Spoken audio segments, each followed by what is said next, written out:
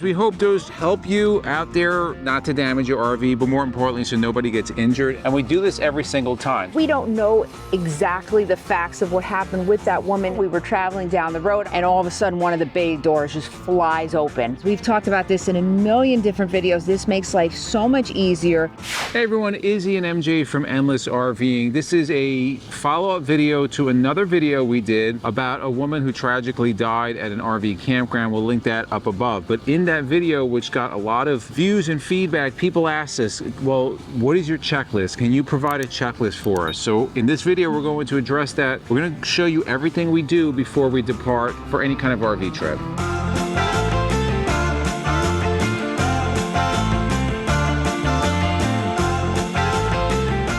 So once we eat our breakfast or whatever, lunch, whatever we're gonna do before we are about to go out, we do have a bunch of steps that we take, and we do this every single time. It may be helpful for you to write this down. We just have it mentally done and we kind of check each other, but we do it every single time, so it's become like second nature. So the first thing we do is MJ will be on the inside of the RV, usually cleaning the floor, checking for any obstructions before we close the slides. But before we close the slides, I go up on the roof and clean any debris that might be on top of the slide. Now you can do this with a broom, you can do this with a towel. I just choose one of these guys, and this is an old electric blower. They come much smaller now, much more powerful, but I just go up there, blow off any, especially on our passenger side front slide, there's not a topper on it, so that one's more important, so I just get up there, blow anything out. Why do I do this? Well, sometimes the water will accumulate there, but more importantly, sometimes you get debris. Now we are at a Cracker Barrel now, there's no debris up there, there's nothing here. So I'll just take a quick look, but highly doubt there's gonna be anything there, but very important, it can save you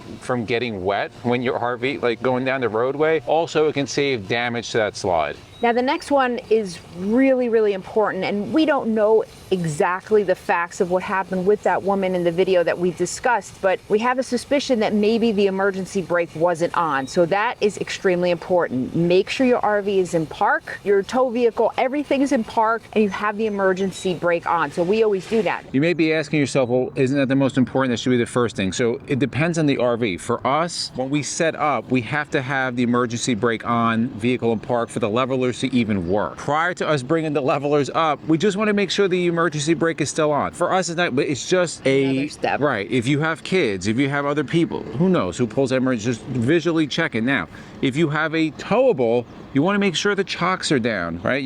That you're using them so nothing rolls away. If we were connected, which we are not at a Cracker Barrel, but if we were connected, I would then take back all the connections. So the water, sewer, and electric. Now, the reason why we do it when the slides are closed is because if you look over here, this is my wet bay, this is our electric, and the sewer comes out of the wet bay. Now, how do you think it's easier to do all the disconnections? Remember, our slides are right here. If I'm doing the connections with the slide open, it's here, I could bang my head. So we close everything up, and it makes things a lot easier. You're not gonna injure yourself. When we set up, prior to opening everything up, I make all the connections, and then I tell MJ, okay, we're good. We open up the slides. Yeah, that slide is always for last. You're right. You've seen a lot of people, they put like foam on the corners. Seen a lot of people injure themselves. They get big gashes. So like, this is a sharp corner. You crack your dome on here, it's gonna really hurt. We love making these videos for you guys and being able to bring you all this information. We wouldn't be able to bring it to you at the level that we do without the help of our wonderful sponsors. And this video is sponsored by our BFF in the RV world, as Matt of Matt's RV Reviews. If you hadn't heard of Liquified yet, well, now you need to hear about it. So Liquified is an enzyme-based black tank treatment that is taken off, gotten so much traction in the RV community because it works. It's a small company that Matt started, put a lot of thought into this. The chemical is made by Century Chemicals out in Indiana, so it is made in the USA. And again,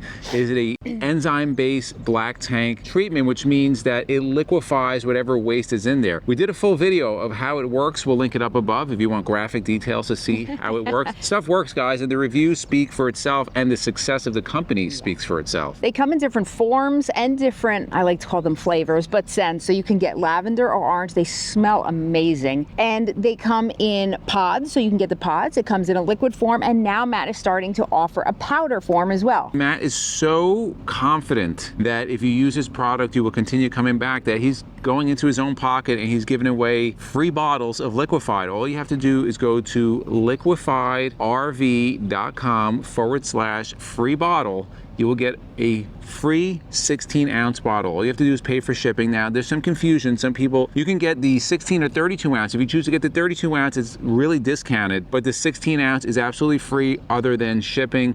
Again, he's so confident that once you use it, you're going to come back, that he's willing to put out of his pocket and say, here, try it out. If you want more information about Liquified, you can go to liquifiedrv.com or liquifiedrv.com/free bottle. If you want your free bottle, we'll put their information down below. Next thing that's really important, ask us how we know this, is to make sure every single one of your bays is locked. A few years ago, we were traveling down the road. I was actually following Izzy in a car. It was a local campground close to home. And all of a sudden, one of the bay doors just flies open. And again, right after that, we learned, and then we check every single door. We walk around, either one of us who's ever open, check every door and make sure they're locked. Now, this may apply for some it may not, but for us, it does apply.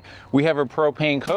We've talked many times about going down the road with the propane on. We don't recommend that, and many people that are experts in this field do not recommend that. So we're just going to make sure the propane is shut off. Next thing we're going to do, somebody's going to go inside the RV.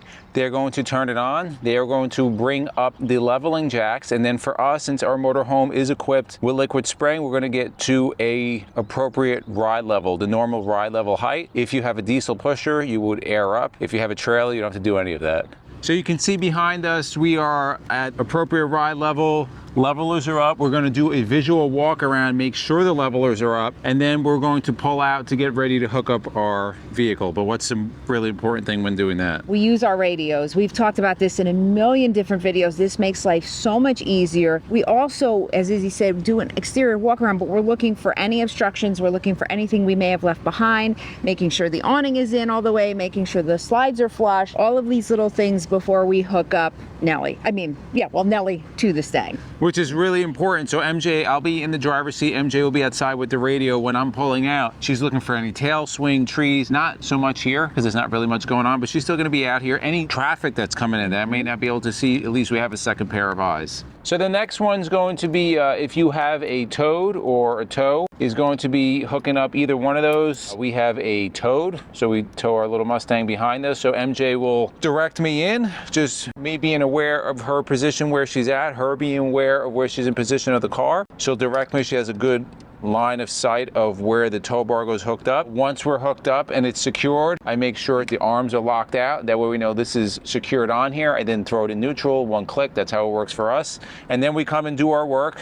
She has her routine, I have mine. After it's all said and done, we're gonna go double check each other's work. So I'm gonna check, make sure the breakaway cables are appropriate. I'm gonna make sure that we're over here with our emergency braking. That's gonna be hooked up. And then finally, the lights. I'm also gonna check all the pins. Are all the pins in? Is everything appropriate? The slack on our brake that, also. This is the braking system. We'll check that also. We're all hooked up. Before we move anywhere, once again, we use the radios. I am outside if Izzy is driving, and I am directing him exactly where to go, especially if we're in a tighter parking lot like this. I'm watching for traffic coming around. I'm watching for like trucks that just came in or any obstructions, light poles, things like that. So that's again where the radios come in really important. We do want to share a technique that we use with the radios. Again, it's that redundancy, that double checking all the time. So a couple of things we do. Rule that I have or that she has, if she's in the driver's seat or if I'm in the driver's seat, whoever's outside, we don't move if we can't visually see that person. So I don't know if you're familiar in RVs, motorhomes, there's a couple of blind spots that are pretty significant. So right here, this area right here, huge blind spot. So if I'm standing here and MJ's inside, she's not going to see me.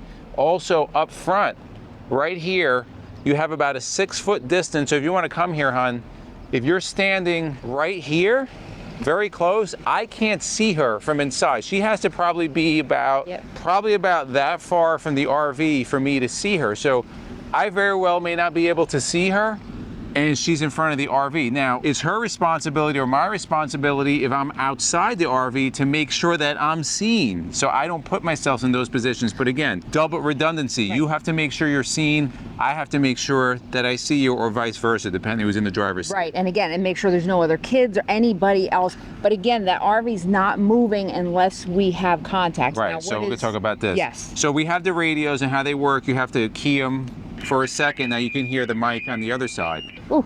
Whoever is giving direction, again, whoever's outside is giving direction, whoever's inside is listening. So I'm listening. I do not move unless there's an open mic. So you hear right now, it's an open mic. It's her job or my job, whoever's outside, to keep that keyed at all times. Whoever's in the driver's seat does not move unless there's an open mic. And the reason why we do that is so that we're not accidentally stepping on each other. For example, if you key that right now and I key, we can't hear each other. We want to make sure that we're not trying to give a command and the other person's not hearing that. The way to do that is keeping an open mic. So right now, you're gonna get a little interference. But if I hear quiet, I do not move. If she hears quiet and she's in the driver's seat, she's not to move. Right. Now, a lot of times if we hear, so if I'm outside directing him and he wants to say something to me and he's not moving, I'll let go. That means he wants to say something. Right, or I'll yell out the window or something. That, but if we can't do that, yeah. So, but again, the RV isn't moving unless this is on. So again, guys, we hope those help you out there. Number one, not to damage your RV, but more importantly, so nobody gets injured. And yes, the emergency brake is on, and yes, it is in park, and I'm watching. If it starts rolling, get out of the way. But put in the comments below, guys, what do you use? What are your checklists? There's other things that we do, but they're more like just cosmetic stuff, checklists, everything. Like we vacuum, bars in the fridge and all that. Yeah, that's not, I mean, it's important for us, but as far as safety, not that important. If you like videos like this, guys, to the left of us, we put our RV Newbies playlist. We also put our RV Travel Vlogs playlist, and for myself and MJ, it's a journey of a lifetime, and we'll see you on the road.